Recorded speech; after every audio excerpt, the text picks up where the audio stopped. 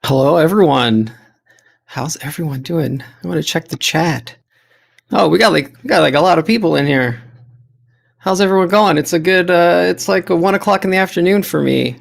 Can you guys put in the chat what time is it for you? Where are you from? I want to hear. I want to see who's all here. I also want to see the lag, how much delay there is. Thanks for the comment about the beard. 10 a.m. Los Angeles. Cool, cool. Yeah, I'm up in Toronto, so it's about 1 p.m. here. We got UK. Wow, great. Midwest, Florida, India, amazing. Wow, Romania. We got quite the diverse people here. Arkansas, Maryland, Germany. Wow, welcome everyone. Cool. Great to meet everyone. Thanks for taking time out of your Saturday to come. Uh, the Social Bluebook broadcast.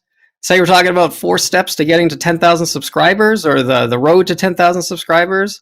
If you have more than 10,000 subscribers, there's still a lot of value you can get from this, so don't think this isn't for you. But yeah, so also if anyone is already a Social Bluebook subscriber, you get this. This recording is going to be available for free on the Social Bluebook Academy. If not, don't worry, you can still get to it. But if you are Social Bluebook, you got it anyways. So I'd like to get started. I'm going to talk a little bit about me. Let's pull up the slides here.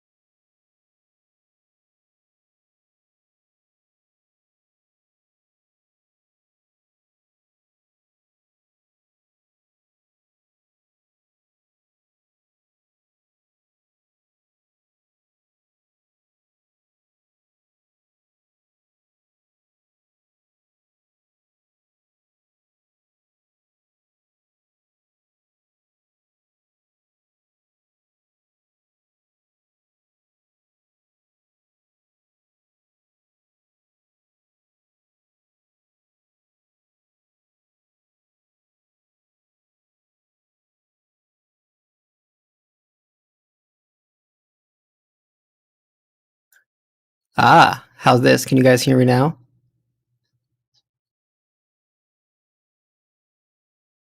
Aha, classic live streaming issues. All right, put an F in chat. That was a fail off the start. F in chat for good times. All right, so anyways, well, I'll rewind. So anyways, I'm Corrado Koya. Let's see if I get myself up here as well so you can see me.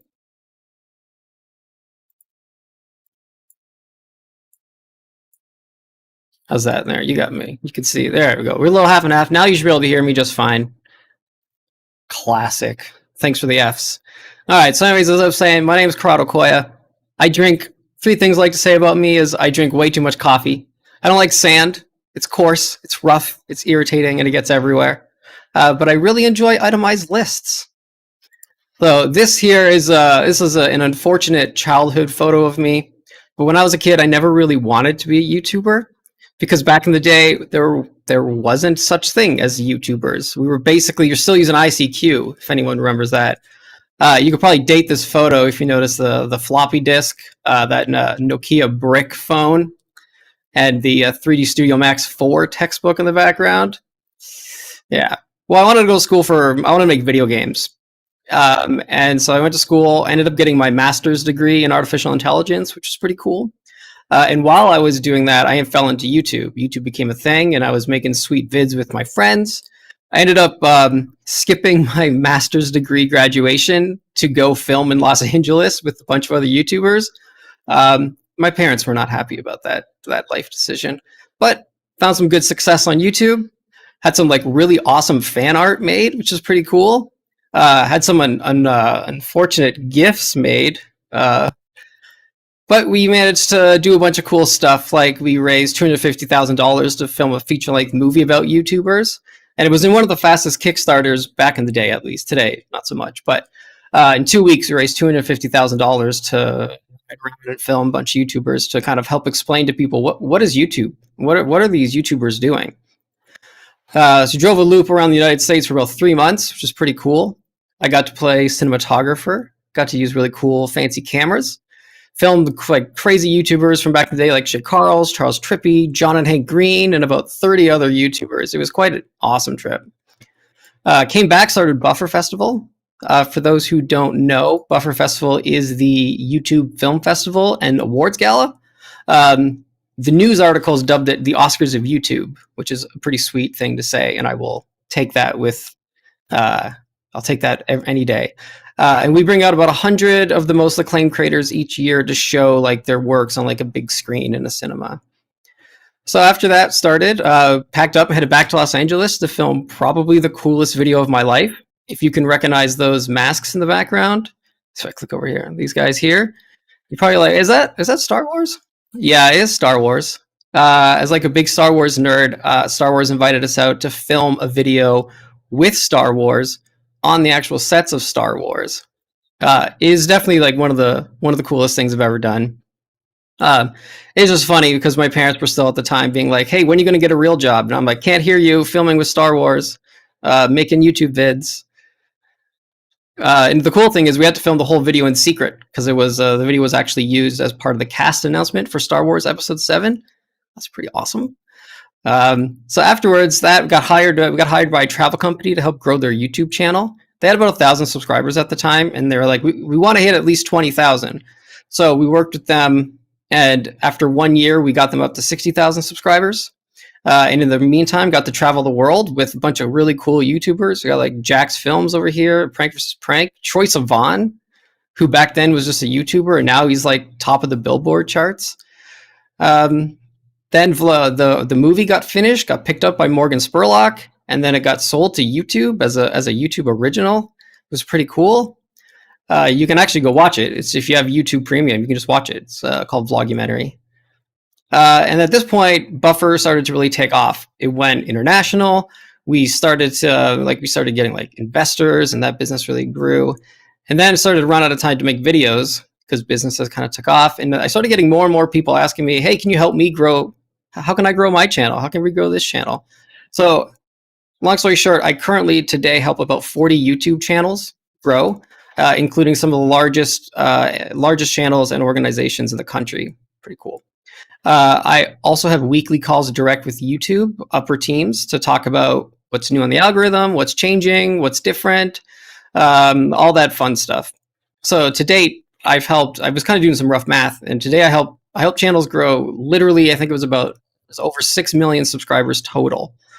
And I think some of those channels have gone on to make millions of dollars. And part of me wishes I had signed a 10% revenue deal when I started with them, but I didn't. But I did start and help probably the 2 hardest clients get famous on YouTube and turn their channels into big businesses. But I will talk a little bit more about that later. But more importantly, as many people have always pointed out, I grew a sweet beard. I think that's pretty cool. This is just it's almost a year with this beard. So I don't know which one's better, trimmed me or beard me. We'll figure it out. Anyways, thanks for sticking through the intro. I'm Corrado Koya. I'm your audience growth coach here at Social Bluebook. And just a little bit on how I got involved with Social Bluebook. I was around when Social Bluebook first started. When they started, they asked me to be on their advisory board. So I've been with them for years. But this year, Social Bluebook actually really took a big jump into creator coaching space. And they really wanted to get more education going, and they brought me on. They're like, "Corrado, can you come help teach people how to start up YouTube channels?" And I was like, I would absolutely love to help with all this stuff. So if you guys have any questions, please put them in the chat, in the doobly-doo.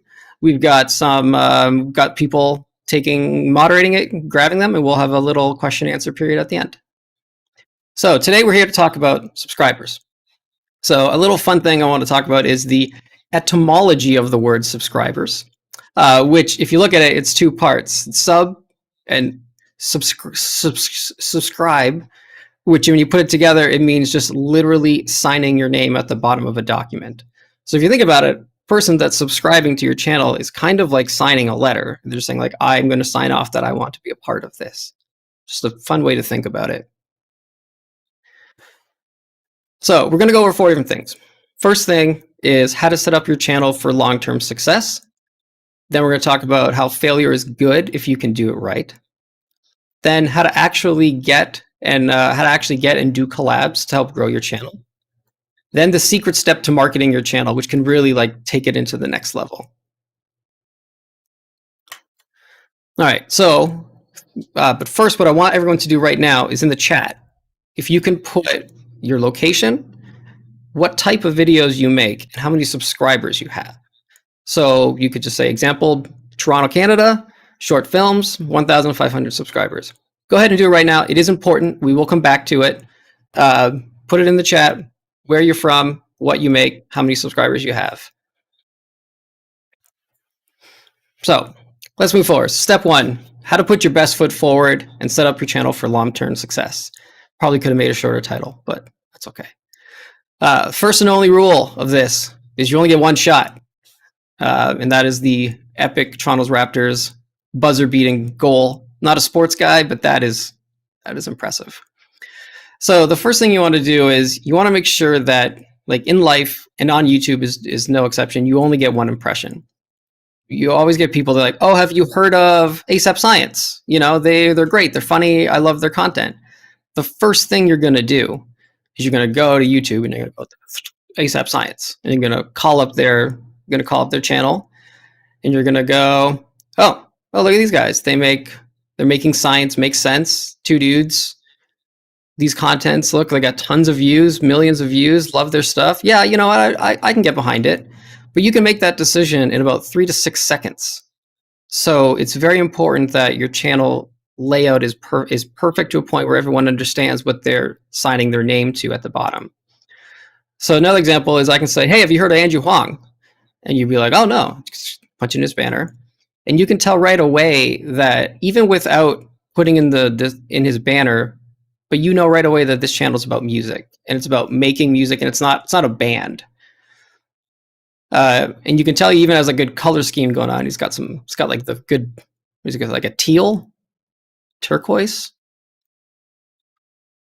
one of the blues. Another example, someone I really like that I think works really well, Gus Johnson. People are like, oh, you should check out Gus Johnson. So you go to his channel and you can see that I sing, I play, I don't care.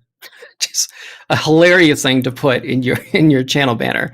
But you can tell right away that this is sketch comedy. Tell he's playing characters, and you could tell because the fact that he doesn't care, you could tell that it's going to be extra crude or just really rough. You know, the point of he's going to try to get across the jokes more than anything else. But all in all, though, Gus has had a ton of success. If you look here at his popular uploads, 20 million, 10 million, 10 million, 9 million, like huge videos. And what he does is he puts the popular uploads at the front so that people can see like, hey, I make good stuff. So there's 3 things that I like to try to do for any YouTube channel page. One, you got to have your banner looking good, right? But you also need to make sure that your playlists show the audience 3 different things. 1, that you're making good stuff. 2, that you're making good stuff often. And 3, that you're making good stuff often and putting in the effort to care. So here with Gus, and most everyone does this, he has a channel trailer, which it's not his most popular video. It's just the video that he is probably the most proud of, or the video that he feels best represents his channel. Then he has the popular upload. So when you land there, you go, wow, this guy's got good stuff. And then he has his latest uploads, which the dates keep moving as I move my thing, but it's all of his recent uploads so that you can see like he's still putting up videos. What a lot of people do is they'll just go and they put all their playlists and they put the most popular ones at the front. And then you end up having this channel that looks like all the videos are, years old, when we know that that's not the case. Another thing to look at is keeping like a brand image. This is Marina Lynn, Toronto musician. She's got her channel. She's got a great channel banner image, and her profile picture matches, but it's not the same image. She's got a good color scheme. She's got her popular uploads at the front. She's put her new video up on the channel trailer, and she's got her playlist of original songs.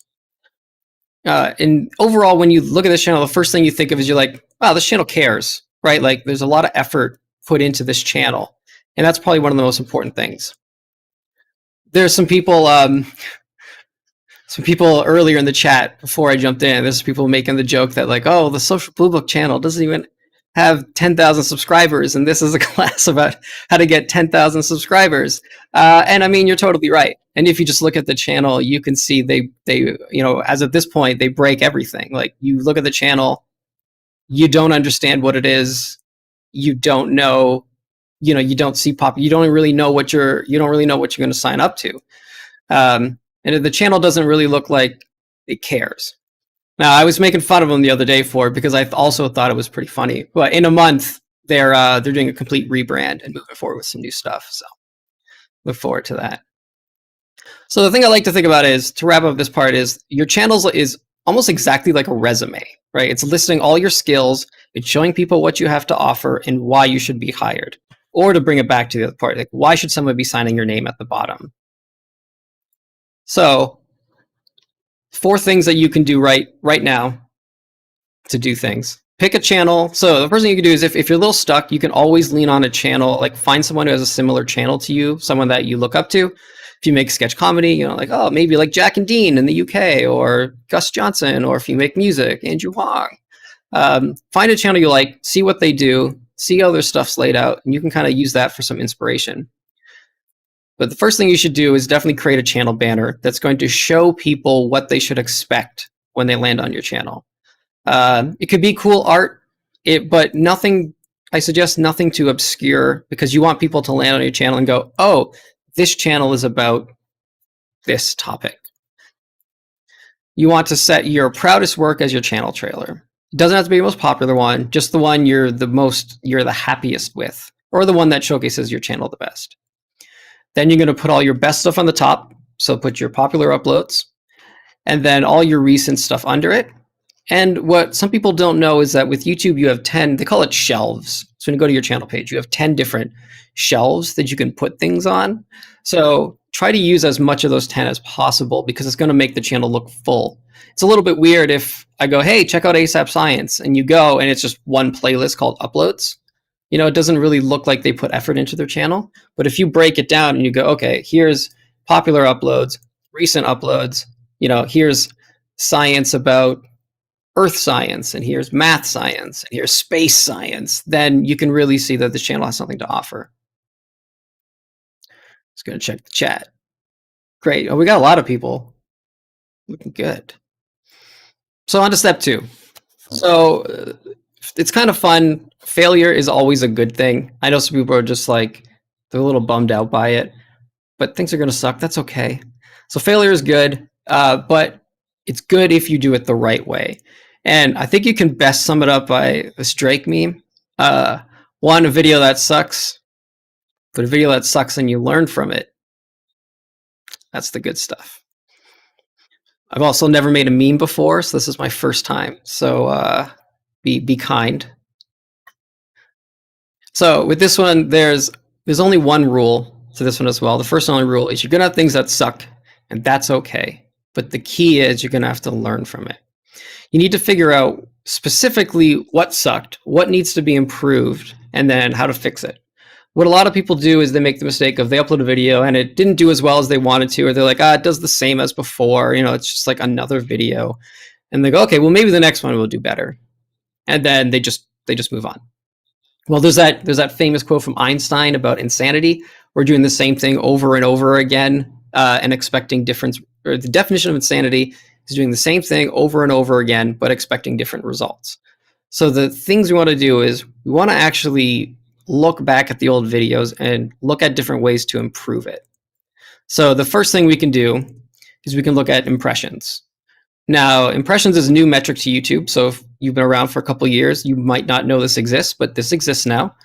Impressions is the YouTube explains it as, it's the amount of times YouTube shows your thumbnail to people on youtube.com.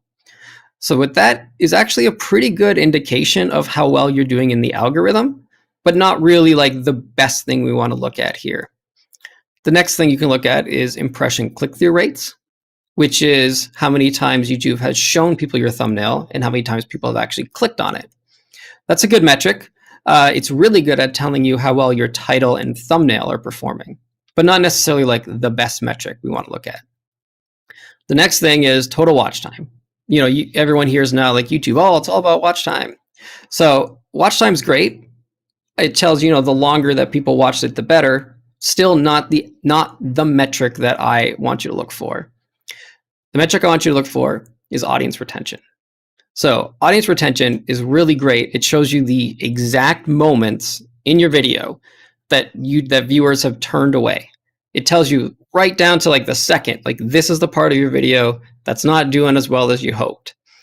It's probably the most powerful graph you'll ever see. And it's crazy to think that how much data we have on the YouTube video, and there's tons of people that don't look at it, and maybe some people don't have to, but if you really want to improve, you have to look at it. And YouTube tells you exactly that moment where things go wrong.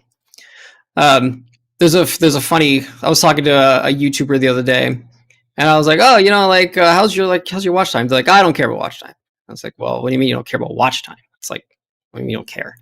And they're like, well, watch time, like, I don't get more ad dollars if someone watches the video longer. I'm like, oh, I understand your point, but you're missing the facts with that, because if you don't have good watch time and good retention rates, you're not going to get as many views as you're hoping. So then the next thing is like, wait, well, aren't views important? Well, here's the fun thing. So let's look at two different examples. What video would you rather have right now on your channel? A video A with 1,000 views, or video B with 100 views? The answer is not rocket science. Everyone's probably like, I'll take the video with 1,000 views, please, over a video with 100. Now, what if I say video A has 1,000 views and 1,000 watch minutes? Video B has 100 views, but also 1,000 watch minutes. So you'd say, okay, well, if watch time is the most important thing, more important than views, you would say these two videos are probably equal. They both got 1,000 watch minutes, so like they're kind of the same. But if you think about it, video A is one person watching for 1 minute. Each person watches 1 minute. And video B is each person is watching for 10 minutes.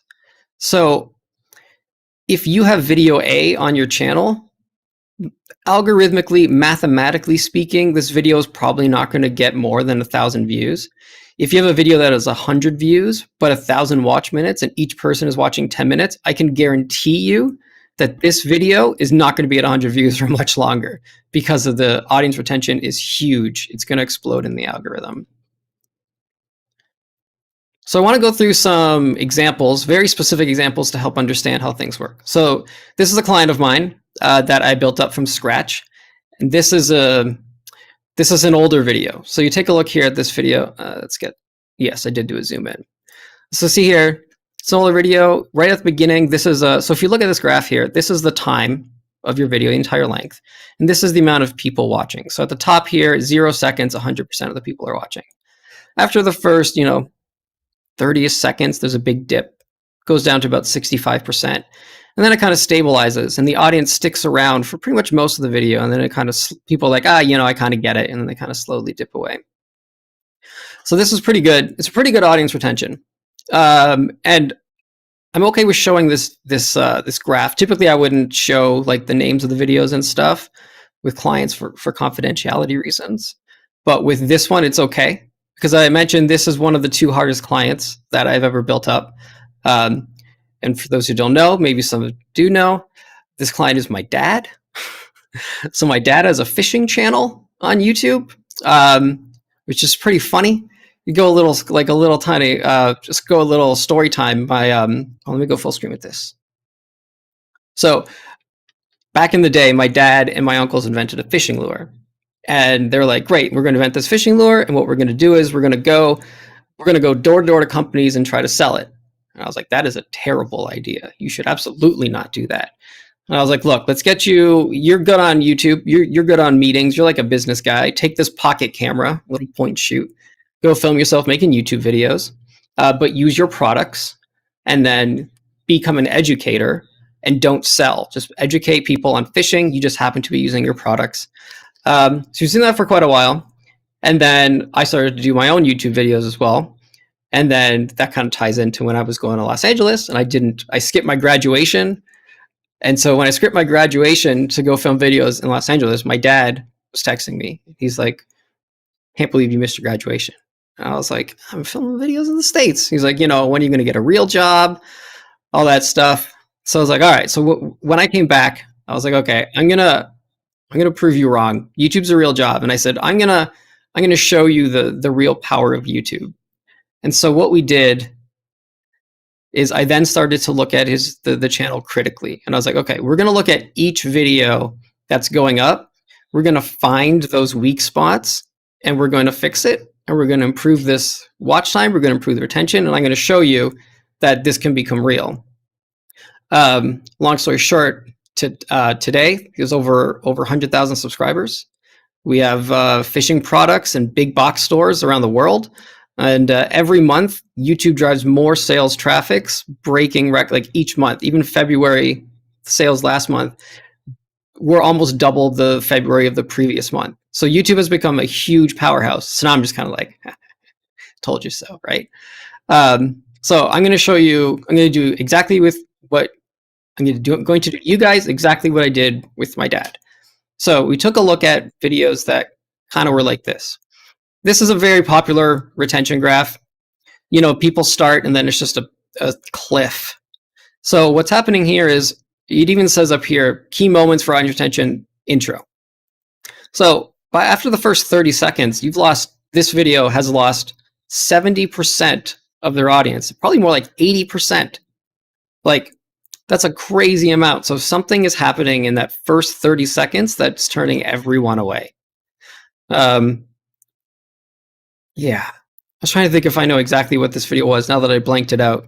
Oh yeah, that's right. I remember the video started. It was on imagine it was on a topic on like, hey, today, if it's a cooking video, we're going to talk about avocado toast. And then the video starts off with, hey, welcome to the channel. Here's my buddy. And you start talking about things that are not the video. And so people clicked on the video expecting something about avocado toast, and then they got something different, so everyone bailed. So another graph that you might see on your channel, something that looks like this. This is a little bit better. People, they clicked in the video and they were like, oh, actually, you know what? I'm digging it. And then something happened right in the intro and they gave up. And then that cliff. And then the people that did stick around, they did okay.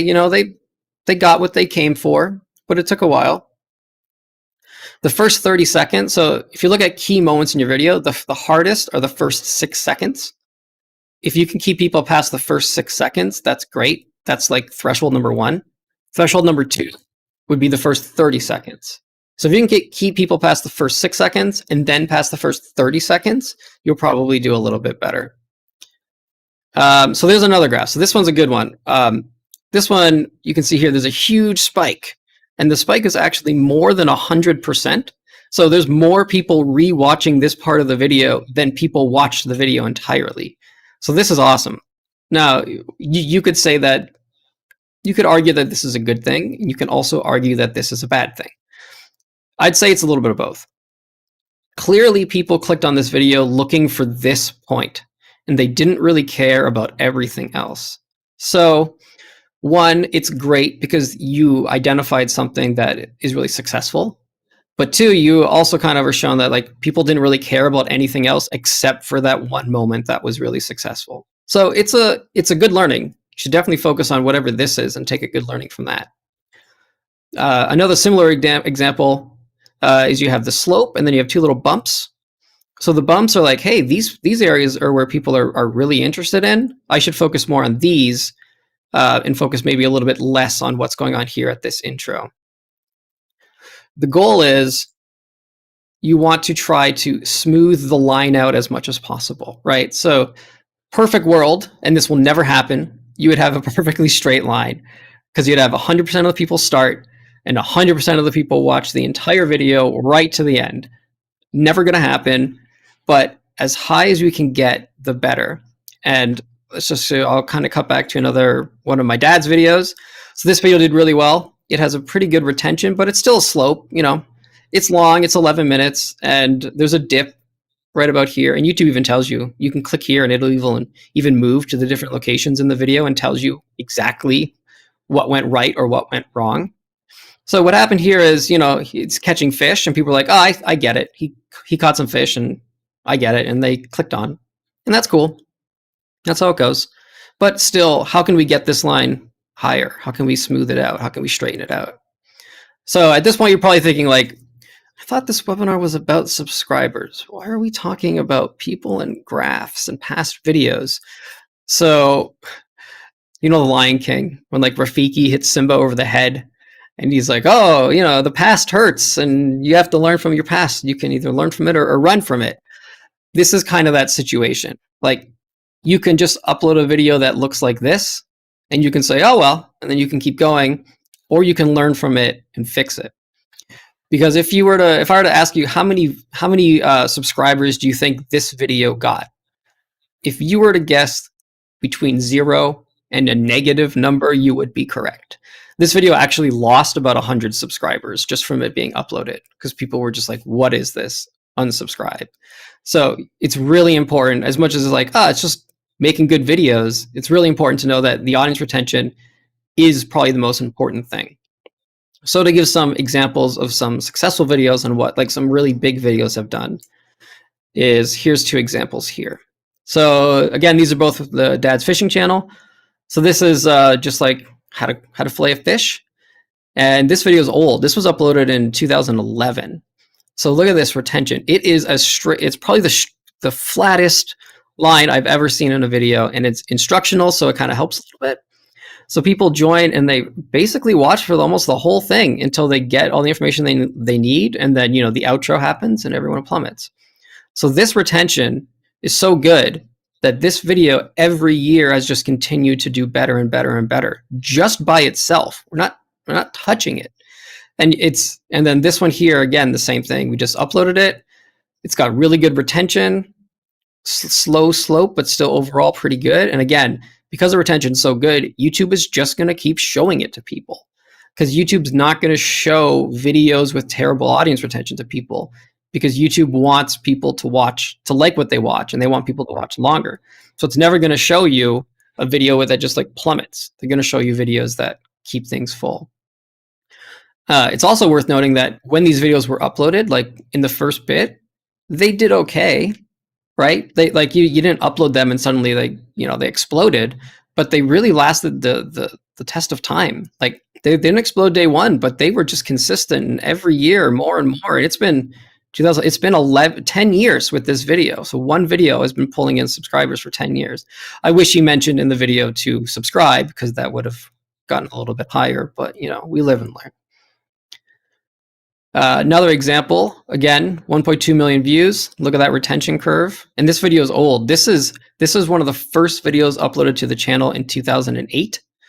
And it's square because video used to be square back in the day. If you remember uploading YouTube videos at 240p, used to be square, but still, it's still getting views to this day. Obviously, it's so old, it's getting less and less views because YouTube does prefer videos that are not 240p and square. But because of the retention, it's still getting views. And again, just another example of this graph: good retention, good views, good subscribers. And it's not I was going to make the joke about it's not a fluke example, because fluke is a type of fish. I don't know. It wasn't that funny. So I scratched it out and I decided to say it anyways. So one last example I want to leave you with audience retention is this was a video of a client of mine. We uploaded, so this screenshot is from Thursday, 3 or 4 days ago. We uploaded this video about 2 years ago. It's been up for 714 days.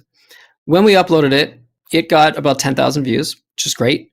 And then each month, it probably got about 2,000 views a month, just organically, because this audience retention graph is pretty good. People were interested, more than 60% stuck around.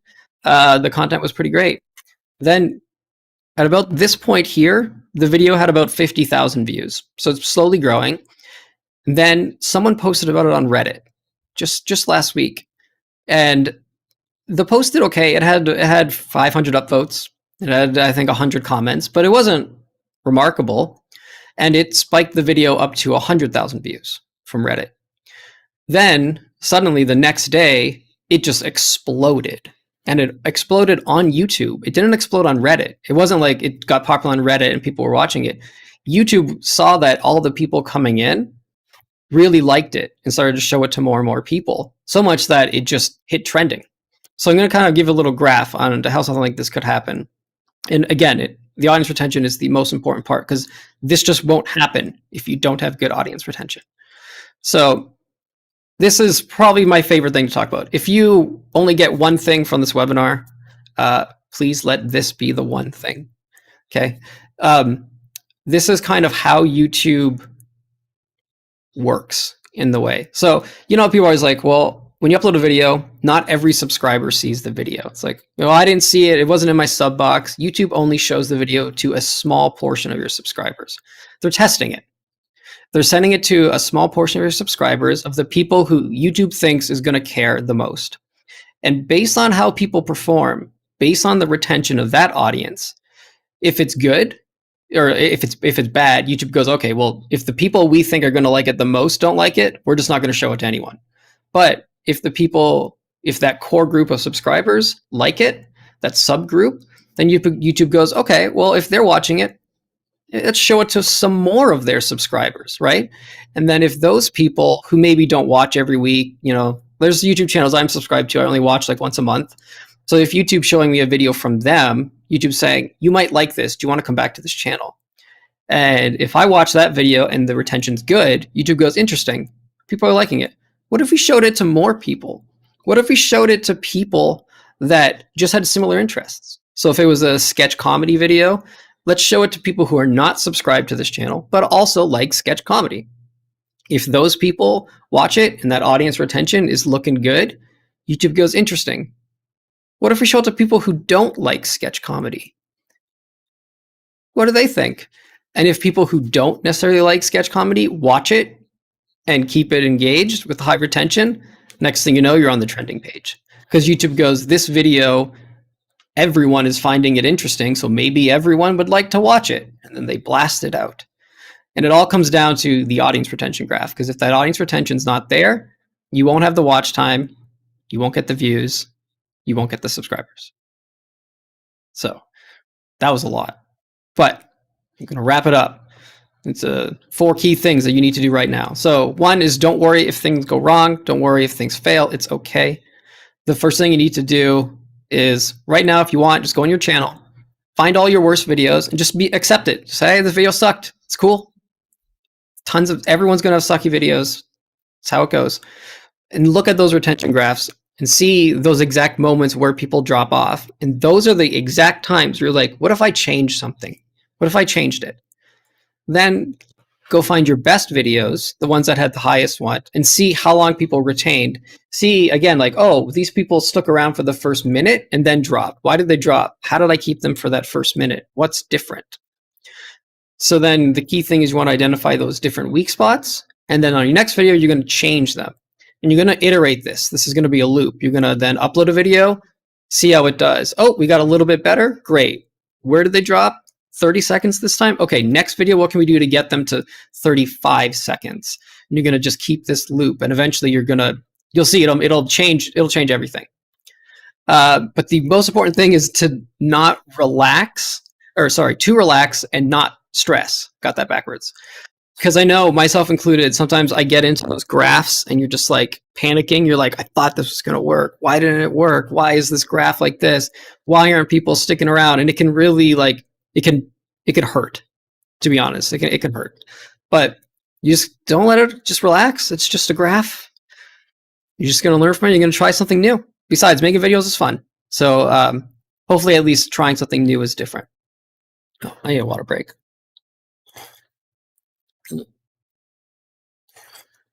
All right, good. Congrats. So we're at halftime. We're done 2. It's actually more like 70% because this was the first bit was the beefiest bit.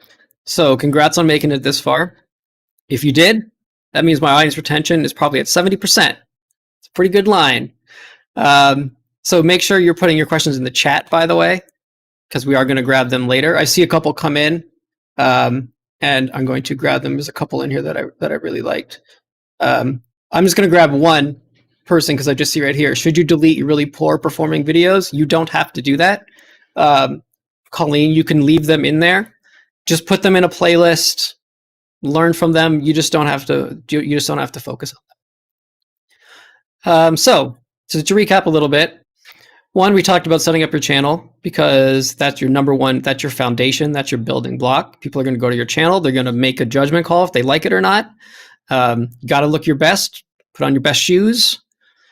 And then we talked about how to improve your retention graphs to organically grow and reach new audiences. Then next I want to talk about is things you can do that are not necessarily in your control. Like you can control your channel, you can control your banner.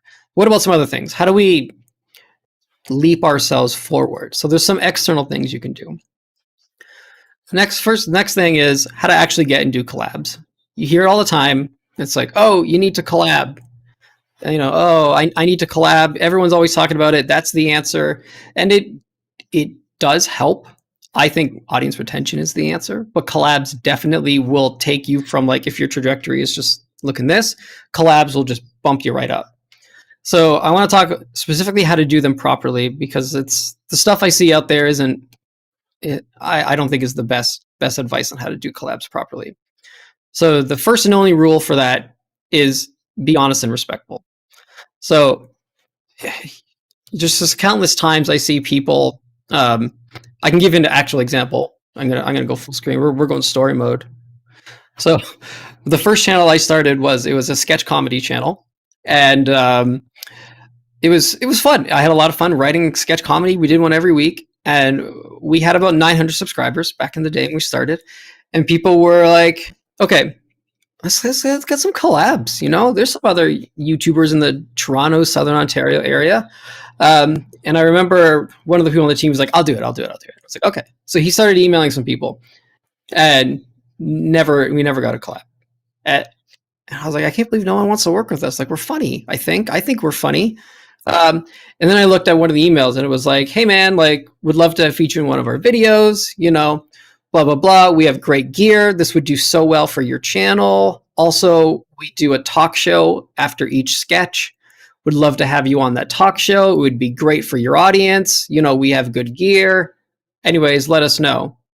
I'm just like, that's not going to work. He doesn't care. Like, they don't care about our talk show after the sketch. I don't really care. I care because it had a cool name. I called it the After Sketch Cuddle, which I thought was pretty funny. So I liked it, but it's not going to someone and being like, hey, this is going to benefit you. You should really do it. It's not the right way to do it. So it's important that you need to make sure that you're just going to be respectful and just be honest with everyone. So before you can even do that, though, the first thing you want to do is, we talked about the channel page. You're going to want your channel page laid out correctly, because if you message me or I message you and I'm like, hey, you want to collab with me? The first thing you're going to do is check out my channel. If it doesn't look great, you're just going to pass right away. So you need to make sure your channel's set up right. Step one. Then you need to make sure that your videos have good audience retention, because if I think this channel looks good and something I would want to work with, or you'd want to work with, you would then watch a video. And if the video is funny and you're engaged, you would be way more likely to get involved with that. So 4 steps on how to actually get a collab. 1, find a channel that has roughly the same subscriber count as yourself. Everyone always tries to, like, oh, I'll collab with, like, this channel with 1 million subscribers. I mean, you can try. There's never any harm in it, but you'll be way easier to work with a channel that has about the same subscriber count. Next, you want to make sure you watch all their videos and watch them critically. So it's not just like I know, like, I've watched every Tom Scott video he has ever released. That is a fact. Now, I can just go and say, oh, I'll collab. I know stuff. I'll just email him. But you actually really need to think critically, like, who does he collab with? What videos do they make together? What are that person who collabs with? What videos do they make? What type of person are they? And you really need to kind of think about it, like, am I actually a good fit for them? Or can we work together to make something that's going to fit? There's a lot of times people aren't a good fit and they just reach out. It's like, if you do a lot of, like, college humor, and maybe you swear, and that's just the type of content you like, and then you want to collab with someone who's very PG. I see that all the time. It's just not going to work. So the other thing is, like I mentioned before, that whole be humble and true, like you also need to respect their time. So the number one thing is to email someone with a script and actually have their role outlined. So it's way more work on your part, but I'm going to give a little bit of a story here again. Wait, what's the next point? Oh yeah, humble, honest, true. We talked about that. That was a 4-step. Okay, going back full screen. I got another story. So again, the sketch comedy channel. So we had 900 subscribers. We weren't getting any collabs. I thought our stuff was hilarious. We wrote a script for it was a pretty funny video. It was okay. It wasn't my favorite, but it was still pretty funny. And the one guy who was in our troupe that was going to do it, he was going on vacation. And he's like, I can't film it this week. And we're like, dude, it's weekly videos. Like, we can't miss a week. Got to be consistent. And that's like one of the big rules. And so we're thinking, I was like, you know who'd work? This YouTuber. And it was like, okay, well, I guess, do you want to email? I'll email the YouTuber. So I sent him an email and I was like, hey man, we're local creators, similar type of content. Would love to film video with you. It'd take about a half day of filming. We'll drive up to you. We'll bring the gear. Here's the script. This is exactly what you'd be saying. If this is something you're comfortable with, let me know. We'll drive out to you. We'll plan everything, and dinner's on us if you want to hang out after. 2 hours later, the person said yes. And we drove out there. They're about 2 hours away, so local, vague term. And we did the collab, and we went for dinner, and we're still friends to this day. I go back to the presentation mode. What's next? Oh yeah, step 5, grow together. Yeah, that's important too. So the thing is though, like it's always easier to work with people that have the same subscriber count, but there are times when you're like, well, I want to work with someone that's a little bit bigger. Maybe you have a really good mesh. So what I didn't mention about that story is that person that I emailed, really, do you want to collab? They had 150,000 subscribers and they said yes. And we only had 900. So we were like through the roof excited. And it's very, very possible to work with larger YouTubers if you're a smaller channel, if you just approach them with like very humble, honest, respectful of their time, you'll get a lot more success. I've even seen some people do it with movie celebrities. Don't get your hopes up, but there's a dude out on YouTube, you can find it. He got Jude Law to be in his video. And he did it with this exact same thing where like he had the script and he was like very laid out. So anyways, that's how you can do it. So back at the beginning, remember when I was like, hey, you should put in your channel. You should put in your channel, your location, your content type, and how many subscribers you have. This is a really good opportunity to kind of scroll back in the chat and see if there's anyone that makes a similar type of content as yourself that has the same amount of subscribers.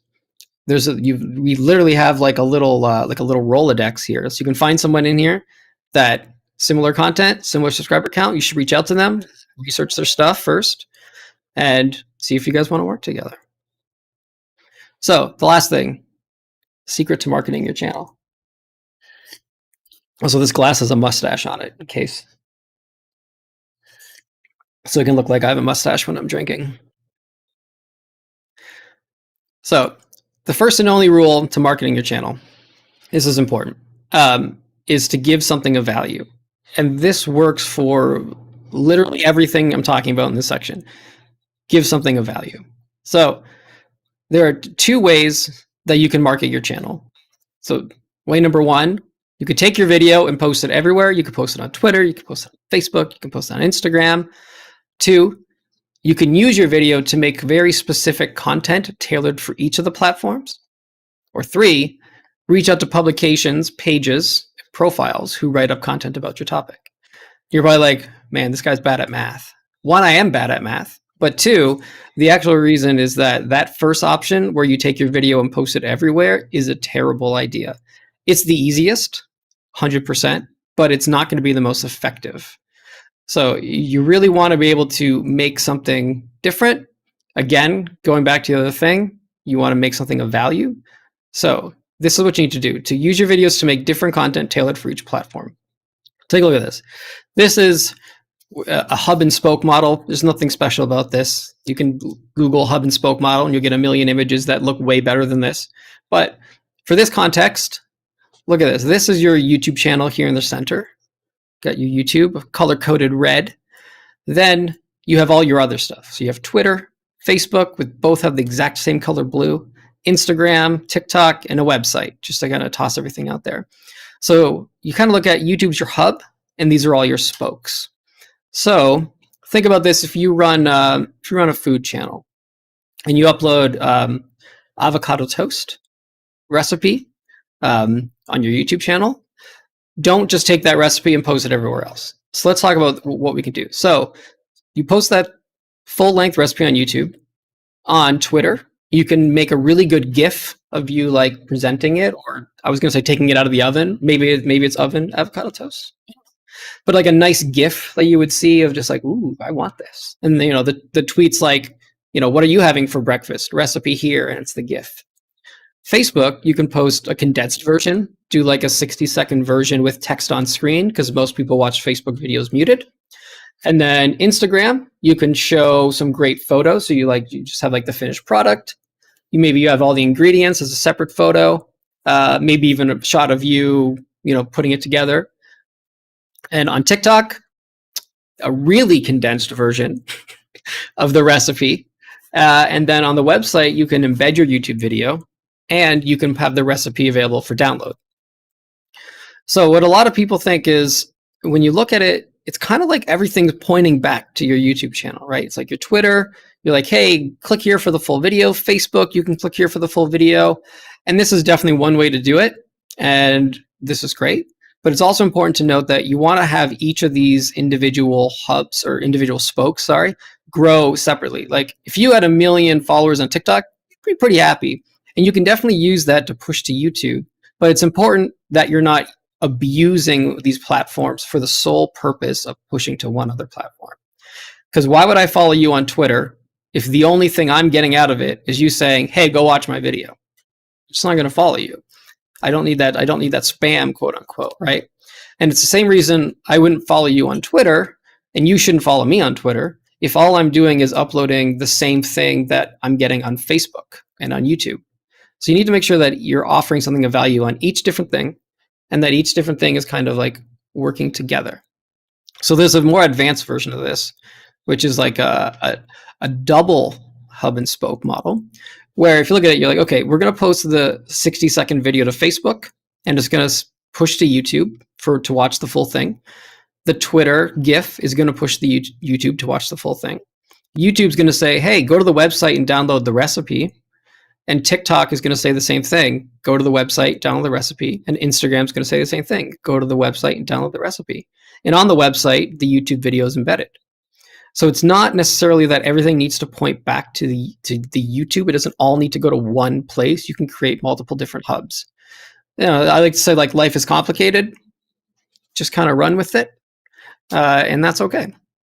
So this whole thing together kind of becomes what I like to call like your social media ecosystem, your creator ecosystem, where it's, it's like Instagram is pushing to YouTube, but also the website, and it's this web of complex, and it's like it's almost living and breathing in a way where, Twitter is pushing here, and it's just kind of like, and there's different posting schedules, and it's like a whole ecosystem, it's a whole world of content.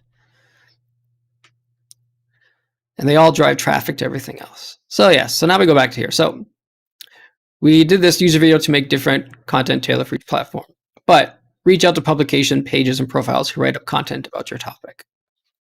So I'm going to go back to the hub and spoke thing again. So the most important thing is, again, you want to give value. So what a lot of people do is they're like, oh, hey, Food Network, just to pick an example, you do food stuff. Here's my food stuff. Please promote it. It's never going to work. Just like if I were to email you being like, hey, can you subscribe to my channel? Okay, thanks, bye. You're not going to do it because it's like, what's in it? There's no value. So what you might want to do is, let's say, just to use the food example a little bit more. Let's say you were going to make or had made 10 videos on breakfast, 10 different ways to make avocado on toast. You would email that partner and you could say, hey, I have 10 videos on avocado toast. I'd love to be a guest writer for your blog. And I'd also like to direct my audiences to download the recipes from your website. So now you're giving something of value to that website. They're like, oh, I'm going to get the recipes. I'm going to get an article. They're going to do all the work by being a guest writer, and they're just going to get good content. And again, they're going to check out your channel, make sure your videos are good and all that stuff we talked about before. But at least you're opening up something to them.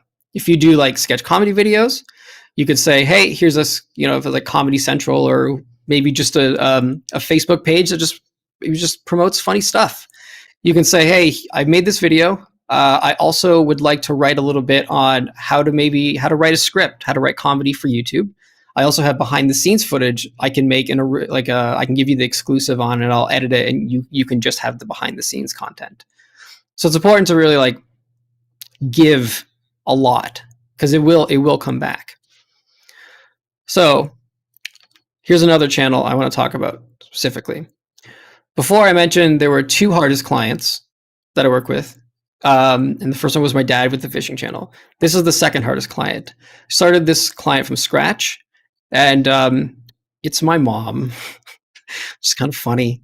So my dad had a fishing channel. I had a sketch comedy channel. Started doing stuff, and then my mom was like, I kind of like this. I want to do YouTube stuff. So I'm going to go back to this here for a second. So it's pretty funny. It's just like, it's such classic where it's like my dad's fishing channel was getting successful. The business was taking off. I was running around the world doing a bunch of cool stuff. My mom's like, I want to do cool stuff. And I'm like, all right, well, what do you want to do?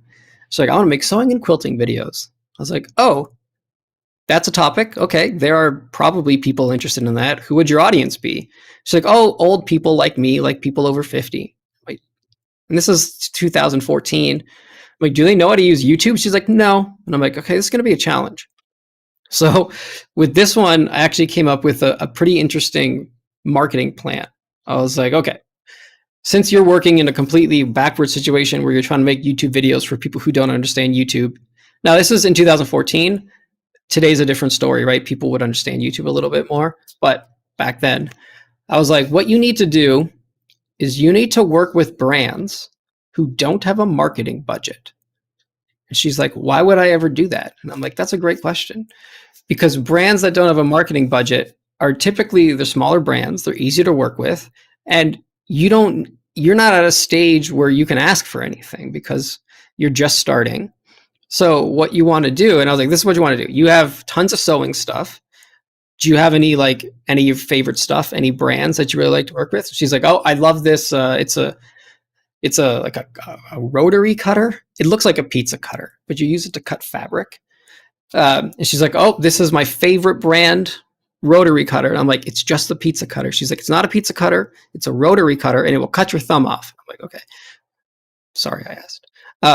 And so I was like, okay, do you know the brand? Do you have any connections? And she went to like a quilting show and had a business card, and she reached out to them and was like, hey, I'd love to feature your rotary cutter that I already own in my videos because I just love you as a brand. And I don't want anything. I'm just letting you know, I'm just going to feature it, and it's going to be great. And I love your brand. But if you'd like, I'd like to help you. I can also give you the video so you can embed my YouTube video on your newsletter, on your website, and you can use it to help promote yourself. And those brands that didn't have a marketing budget were like, oh, you're going to make a video using our product, and you're going to let us use it for marketing? Well, we don't have a marketing budget, so you're just going to give us a video for free. I was like, yeah, I'm going to give you a video for free. But I'm going to own it. It's going to stay on my channel. It's going to be, you're going to get the embed. You're not going to get a copy of the video, but you can use this video to promote whatever you'd like. You can promote the pizza cutter, the rotary cutter. And they're like, and you don't want anything. She's like, nothing. I just want to let you know I'm doing it, and I would just love to help you promote this video to your audiences. And they were like, okay, well, I mean, we do have a couple extra of these things lying around, and they would just send her free stuff anyways. So she'd make the video, feature the rotary cutter, and then give it to them. And then they would take it and they would tweet it out to their 1,000 subscribers. They'd put it up on their Facebook page. They would put it in their marketing emails, be like, oh, this person really likes the scissors. And she started to get popular with that. She started to do with a bunch of different brands, and brands were promoting her content and their content. So she was giving them something of huge value for free, and in return, she was getting marketing from it. So this worked pretty well. And then after a couple months, couple years, let's be honest, it took a couple years, and she was like, "Wait, I'm getting like, I have like more sponsors than I can deal. I have like eight of these things lined up, and I'm getting good views now. I should probably start charging for it." And I was like, "Yeah, you probably time to start charging for it." So that was a good little story. Yeah, and so then we started to, oh, you know what? Hold on a second. I can't believe I didn't write this down in my notes. When she started to charge for sponsored videos, I can't believe I didn't put this in my notes. That's so silly of me. It was the first one, and I was like, I don't know, you can probably get $500 for your videos because you're doing good. Email the brand, just be like, hey, for $500, we'll do the thing. And the brand was like, they didn't understand sponsorships, and that's okay. And at first they were just like, okay, well, $500. I don't get why $500. Like, why would I do this? And then mom replied with, well, how much would it cost for you to have your team create a video idea? It would take weeks. Then you need to rent a camera. You need to hire someone to film it, or one of you guys are going to film it. Then you need to pay someone to edit it. Then you need to have a successful YouTube channel to promote it. How much is that going to cost your company? It's like, oh, that would be, that's way too much money. And they're like, okay, so I understand the sponsorship thing, but why $500? And then I was like, yeah, why $500? You just pick that number out of the air. And then I was like, you know what? I was like, you got to use Social Bluebook. And this is why I was like, why didn't I put this in my notes? So I got her hooked up with Social Bluebook, and her brand value was like 600. And so I was like, great, well, you should email the brand and be like, yo, check out my Social Bluebook profile. It says I'm worth 600. So the brand was like, wait, I thought you said 500. Why is this link showing 600? And she's like, well, I mean, my Bluebook value is 600. This is the market value, what I'm worth. I didn't make up this number. This is the Bluebook value. I was offering you 500. We can still do 500 if you want, or we can do, my value is actually 600. This is how we came up with those numbers. Then like a month or two went by, and their brands are slow, and it's okay. And then they got back and they're like, hey, we clicked your Bluebook value, and now it says like 650. Mom's like, yeah, that's about right. It's gonna, I'm getting more popular. It's growing. It's gonna get more valuable.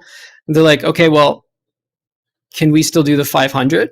And mom's like, we can do the 500 if you can lock in some sponsorships now.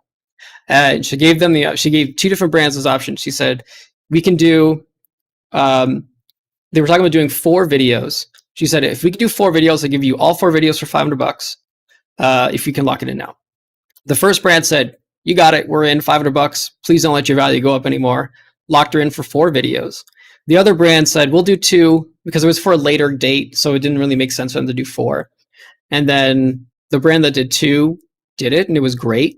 And then a couple months later, they're like, we want to do more. Actually, that was like really profitable for us. And mom's like, okay, well, check out my Bluebook value. And they're like, oh, it's 750 now. Mom's like, it is 750 now. And so anyways, that's a fun little aside. It's kind of funny how things go. Now she's got 360,000 subscribers. And now that she's on the bestsellers list, she's on her 2nd book deal. So, I mean, good for her. And just to kind of toss in another example here. So audience retention graphs. Did I talk about audience retention graphs? Again, good retention, good views. Good retention, good views, and long views, years worth of views. Lots of subscribers coming in. It's very important. Audience retention. So kind of want to recap a little bit here. So we talked about 1, how to set up your channel to look the best. 2, improving your content to retain and organically reach new audiences. Audience retention. How to actually collab, be respectful, honest, and true, and write a script. Script is key, very key. And how to market your channel for extra growth. So these are things that I've done with clients, and they have definitely worked for them in the past. I've done this countless times, like in my case for my mom or my dad. But each person needs something a little bit different. So like working with brands didn't make sense for my dad's company because they were a brand with a fishing lure company. So it didn't really make sense for them to work with brands. So as much as this is full of what I wanted this webinar to be is to really structure like the fundamentals, foundations, the baseline you can then take and apply it to your own unique situations. And if you want some help, I can actually personally help you. I love helping people. I do a lot. I currently manage 40 different channels, and I check things out, and I can do 10. If 10 people want some help, I can help 10 people. But only up to 10. That's as much as I can do. So I'm also talking to Social Bluebook, and I put together like a package here if anyone's interested. So we can get, I can do 4 1-hour sessions, and we're going to go over your complete channel review. We're going to set it up for like long-term success. We're going to hammer that step 1 out. We're going to deep dive into all your videos. We're going to find those weak spots. I'm going to be like, do this, do this, do that. We're going to come up with that marketing plan for your video. Is it working out the small brands, doing anything else? And then we're going to create that ideal hub and spoke model. And because we're working with Social Bluebook for so long, they're also going to toss in a bunch of stuff. So they're going to toss in a Social Bluebook lifetime membership, which they don't even offer. So you can only pay yearly at most. So now you get the whole lifetime for free, and you get access to more educational stuff. I always wanted to do this. You know, when you like add everything up at the bottom and it's like a big price. So if you add everything up, typically I would charge like $1,500 to $2,000 for this type of thing for clients today. And if you look at Social Bluebook and how many, it's like $150 a year, you can say like you're getting like $1,895. And then I get to do the cool thing where I put the slash through it. And so because I can only do 10 people, we're going to do like $695, and you get all of that. If you're interested, would love to work with you. If you're not, that's cool. If you just want to grab like a quick 30-minute chat, I can do that too. Or if you're just like, you know what, I got a lot of value out of this, I don't need anything else. That's also great. Hell yeah. So there's links in the description. If you want to just chat for 30 minutes, there's links in the description. If you want to be one of those 10 people, if you want to get some help. Yeah. So now I want to grab some questions because the chat has been just flipping by. So the one question was, what is your advice regarding video tags being not as important anymore? So I love this question. So video tags, YouTube straight out said that tags don't really matter. I was on a call with them and I'm like, we're very big on tags. And they're like, tags. I'm like, what do you mean? Tags. They're like, it doesn't matter. It doesn't do anything. I'm like, what do you mean it does? Why is it there if it doesn't do anything? And they're like, it's really good for tertiary search terms and things that people spell wrong. So if your video is about Justin Bieber, you'd put Justin Bieber in the title description, and in the tags you'd put Justin Bieber or Justin Bieber, where people would, like myself, misspell the word. It would help your video show up in search engines. I also use the tags personally to tie videos together. So when there's, if I'm uploading a video about this topic, I'm going to make sure, like in the fishing lure example, every video I upload, I put as the tags the type of fishing lure and the name of the lure, so that in the suggested video, you get similar videos of the same category.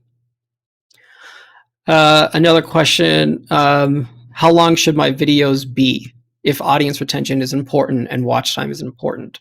So that's the $1 million question. How long do your videos need to be? The answer is however long it needs to be. Just the funniest answer, but it is the most true answer. So what I mean by that is, if you have a video that's 10 minutes long and people only watch the first 2 minutes, your video doesn't need to be 10 minutes long. Your video needed to be 2 minutes long. But if your video is 10 minutes long and people watch for 8 to 10 minutes, then you're doing great. Then like that video needed to be 8 to 10 minutes long. I know that YouTube right now is currently pushing videos that are between 5 and 8 minutes and a little bit longer. That's true, but it's not a hard and fast rule. YouTube will adjust their algorithm based on what you want personally. So it's not exactly the same. Let's see, I got time for one more question. What do we got? Hit me with one more question. Is audience retention more important than likes? Yes. So if you look at audience retention as being the most important thing, the second most important thing would be engagements. And engagement is a vague term. It's like, what's an engagement? Is it a comment? So engagement is kind of like if you look at any time someone engages with your channel, that's an engagement. If someone likes your video, that's an engagement. If someone comments on your video, that's an engagement. If someone clicks subscribe, that's an engagement. If someone clicks to another video, that's a huge one. YouTube loves that. Even if someone clicks dislike, it counts as an engagement. Dislikes don't actually hurt your video. Don't tell the haters. And bad comments don't hurt your video. Don't tell the haters either, because then they'll get onto it. Anything that's like showing that people are engaging with your video is going to help in the algorithm, even if it's negative. Because there's that YouTube Rewind video that is the most disliked video in history of YouTube. It still shows up in the search engines. And that's not YouTube doing anything special. So, okay, maybe I'll squeeze in one more thing. I know we're like 10 minutes over, but you could have left if you had to leave. So imagine if you're here, you have a little bit more time. So a good click-through rate. It's like, what's a good click-through rate? The Stefan family asks. It varies, obviously, but like 3 to 5% is good. 7% is awesome. And sometimes don't worry too much about click-through rates, because remember the graph, as things, YouTube shows it to more and more people. As your video gets more popular, or just as YouTube expands it, it's trying to show it to more and more people who might not like it. So you might see your impressions, click-through rates drop. But that could be because YouTube's like, well, I'm going to show it to people who aren't necessarily interested in sketch comedy. And then, that audience retention, or not audience retention, the audience retention should stay the same. The click-through rates will drop. So don't fret too much about click-through rates. That's why I put it as like it's good to know, but not like the most important thing. Okay. It's a lot of talking. Thanks everyone for sticking around for that. Taking time out of your Saturday. Got people from around the world. Appreciate it. Again, thanks so much. I'm Crowd Okoye, and catch you on the flip side.